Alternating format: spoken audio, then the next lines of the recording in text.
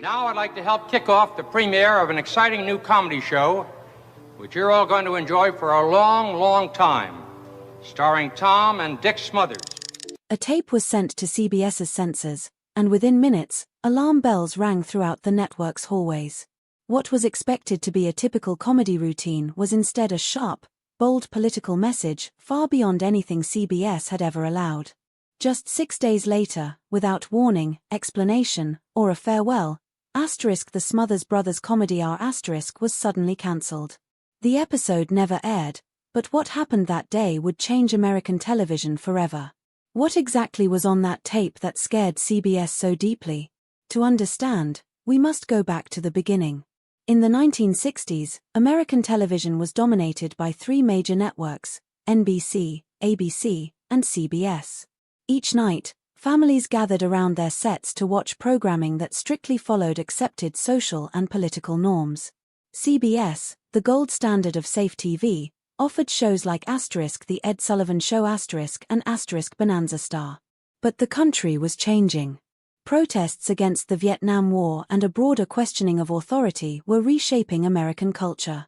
CBS needed to adapt to keep its younger viewers, especially to compete with NBC's Sunday night lineup.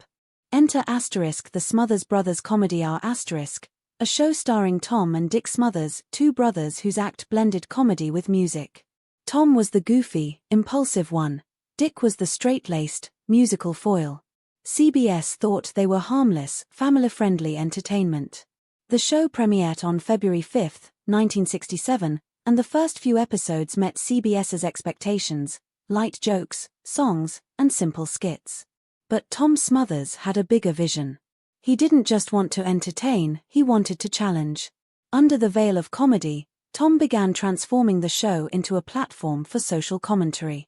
He started booking guests like Pete Seeger, Joan Baez, Jefferson Airplane, and The Who artists who openly discussed war, civil rights, and freedom. The writer's room filled with sharp young talent like Steve Martin, who tapped into the voice of a younger generation. Comedy skits evolved from silly to smart, with biting commentary on politics and society. Though the format looked the same, the show's substance shifted dramatically. Young audiences responded immediately. College students quoted lines from the show and discussed the messages behind the jokes. For many, it was the only program on television that reflected their concerns. But not everyone was pleased. Southern TV stations and conservative viewers sent furious letters, accusing the show of corrupting public morals. CBS found itself in a dilemma. Ratings were strong among young viewers, but the network was losing control of its content. Tom Smothers refused to back down. He wouldn't cut jokes or disinvite controversial guests. As the show pushed further, CBS demanded that every episode be submitted 10 days in advance for review. Tom regularly ignored this rule, delivering episodes at the last minute to prevent censorship. Behind the scenes, tensions grew between Tom and CBS executives. Dick, stuck in the middle, tried to keep the peace while Tom pushed against the network's limits. By the second season, the comedy had grown even bolder. Musical guests sang openly about drugs, war, and resistance.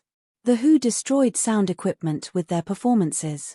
Joan Baez dedicated a song to her jailed husband, imprisoned for draft refusal. Comedian Pat Paulson ran a fake presidential campaign, mocking real politicians by making absurd promises like increasing potholes to test public patience, satire that felt uncomfortably close to the truth. The show's most controversial voice was David Steinberg, who delivered mock sermons that blended religion with politics. In one sketch, he rewrote Bible stories to reflect the anti-war movement, comparing Moses to conscientious objectors. Religious viewers were outraged. In October 1968, some CBS affiliates refused to air Steinberg's sketch. The network received over 300 angry calls and letters in a single week. Meanwhile, college campuses traded bootleg tapes of Steinberg's banned sermons. For many young Americans, the Smothers Brothers Comedy Hour became a lifeline, a rare TV show that represented the world they were living in. CBS, increasingly alarmed, tightened the rules. Every script, joke, and guest had to be approved. Still, Tom continued to push. By early 1969, The network had had enough. Local affiliates threatened to pull the show. Advertisers were getting nervous. When Tom invited Steinberg back for another sermon, CBS knew the line was about to be crossed. In April 1969, Tom submitted an episode featuring Steinberg performing a new sermon, this one even more direct. On a stage designed like a synagogue, Steinberg reimagined Moses as a modern anti-war activist. He said Moses wasn't just obeying God, he was defying an unjust ruler, just like young people refusing to fight in Vietnam. Then, looking directly at the camera, he declared, "Sorry, Mr. President, but take your army and go. I will not help you anymore." The audience erupted in applause. CBS executives, however, were horrified. To them, this was a direct attack on President Nixon. The sketch ended with a folk group singing "No More Promised Lands," urging viewers to reject hollow political promises and think for themselves. As Steinberg threw his prayer shawl into the crowd and shouted "Peace, not war," CBS censors shut it down. The network claimed the episode missed its submission deadline, but Tom insisted it was delivered on time. CBS demanded the sermon be cut. Tom refused. On April 4, 1969, CBS abruptly cancelled the Smothers Brothers Comedy Hour star. No press release. No final episode. Just silence. The following Sunday, the show's time slot was given to Hee Haw *, a safe country variety program with no political risk. The banned episode never aired in the US, but it was shown in Canada. Bootleg copies began circulating among American college students, sparking widespread discussion. University newspapers wrote essays praising the episode as a powerful final statement. Though it had been silenced, the Smothers Brothers Comedy Hour * became a symbol of free speech, resistance, and the ongoing struggle between art and authority. Young audiences were inspired. Older viewers were divided. But one thing was clear: television would never be the same again. Viewers saw the sudden cancellation of the Smothers Brothers Comedy Hour * as proof that CBS cared more about protecting politics than upholding free speech. Small protests broke out at CBS offices in several cities, though many conservatives defended the network's actions as necessary to protect public morals. For Tom and Dick Smothers, however, the cancellation was devastating. Television opportunities vanished overnight. Tom was labeled too dangerous to hire, and even Dick, though more cautious, was blacklisted by association. But the brothers didn't give up.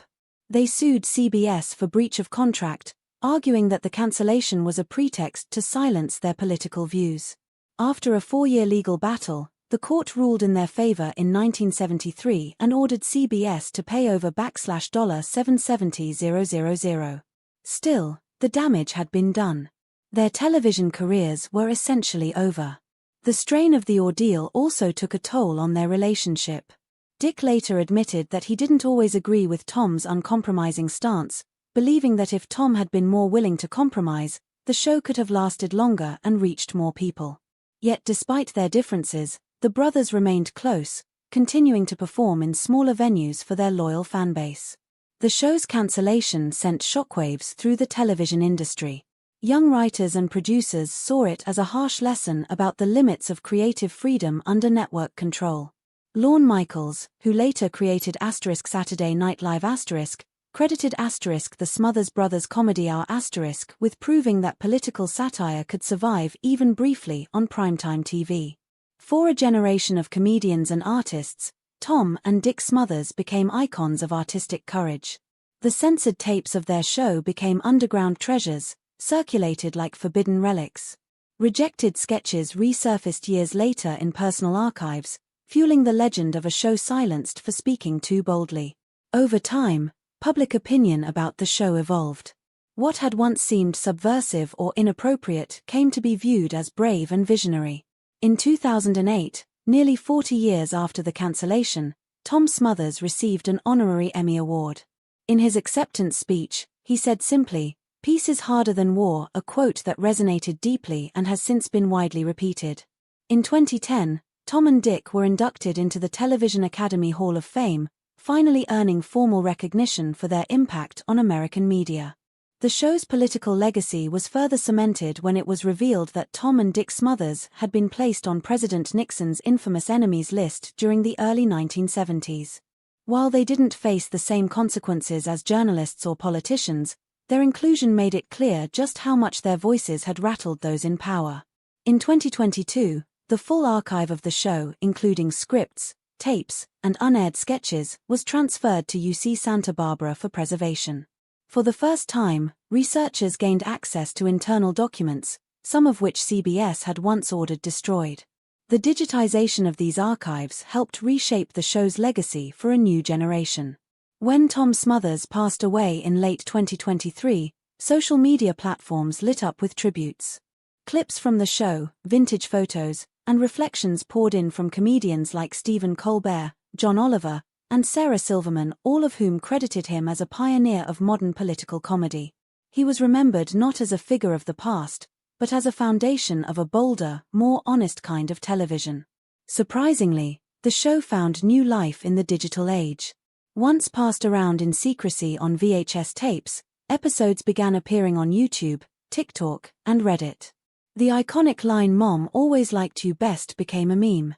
Pat Paulson's mock 1968 presidential campaign, with promises like solving all problems by waiting for them to go away, was shared millions of times in today's cynical political climate. Sketches once banned for being too sensitive were now hailed as classics of fearless satire. This resurgence wasn't just nostalgia, it was recognition. For many, it became clear that the Smothers Brothers Comedy Hour had been far ahead of its time.